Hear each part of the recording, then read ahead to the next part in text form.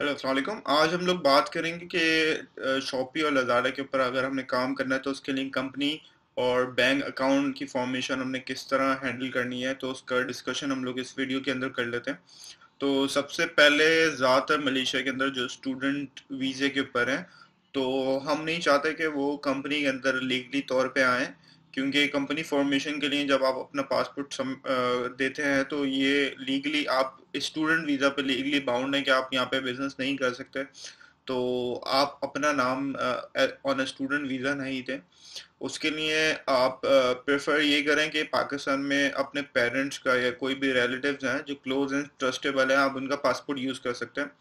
उसके लिए ज़रूरी नहीं है वो मलेशिया में हो, उसके लिए ज़रूरी नहीं है वो मलेशिया कभी आए हों। वो अगर कभी मलेशिया नहीं आए फिर भी हम उनको कंपनी फॉर्मेशन में यूज़ कर सकते हैं। और उनका वो बेसिकली हम उनको उनको शेयर्स में डाल देंगे और वो one of the main party of company होंगे।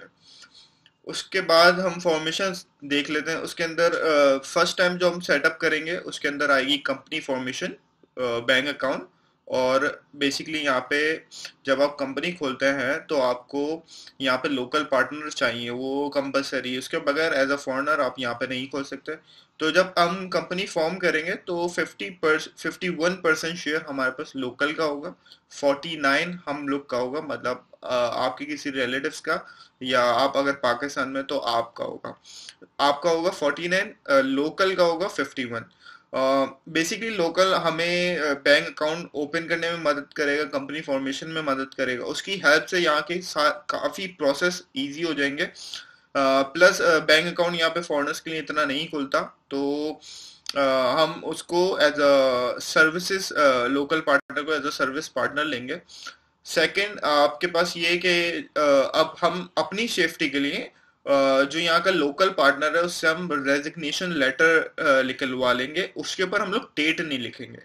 उसके ऊपर हम डेट कोई नहीं लिखेंगे। जैसे ही हमारे सारे कोई काम होते हैं या कुछ भी होता है तो हमारे pass on a safe side एक रेजिग्नेशन लेटर उसका साइन करा हुआ उसके नाम के साथ, सबके साथ हमारे पास ऑलरेडी मौजूद होगा। अच्छा, इन तीनों प्रोसेस की हमारे पर टोटल कॉस्ट जो आ रही है वो आ रही है $2,800, जो ऑलमोस्ट हो गया 12,000 रिंगिट।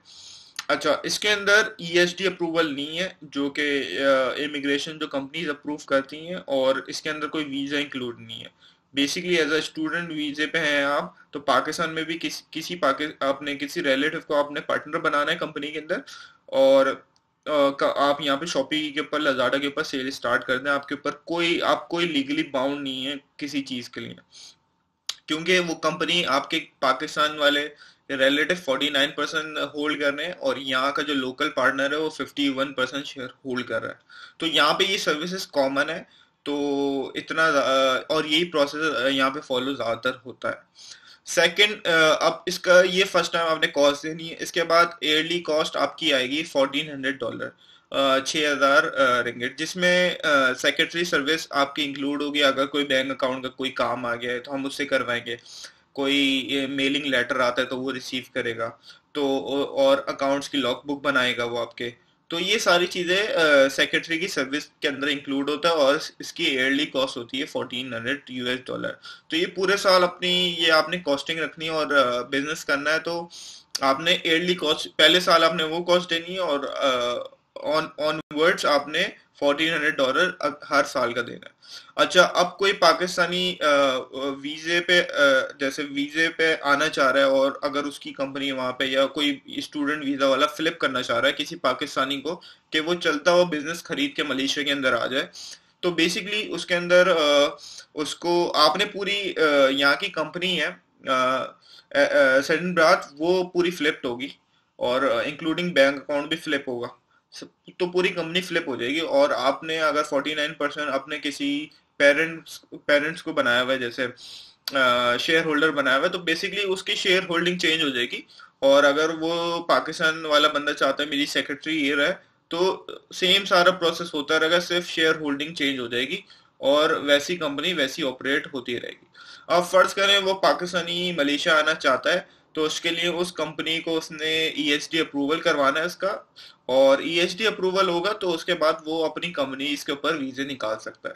तो ये पूरा सिनेरियो है कि आपने स्टूडेंट वीजा पे आप लीगली बाउंड से कैसे हटना है आपने, और अगर इन फ्यूचर आपने इस बिजनेस को फ्लिप करना है, तो ये सारी चीजें इस वीडियो के अंदर थी। और इन फ्यूचर सनी भाई भी वीडियो बनाएंगे और पोस्ट करेंगे कि हमने इसको किस तरह मैटर को, और किस तरह इसको हमने, और पूरे प्रोसेस को किस तरह हमने सही तरीके से इन फ्यूचर लेके आना है। तो सनी भाई इसके बारे में फर्दर डिस्कस करेंगे।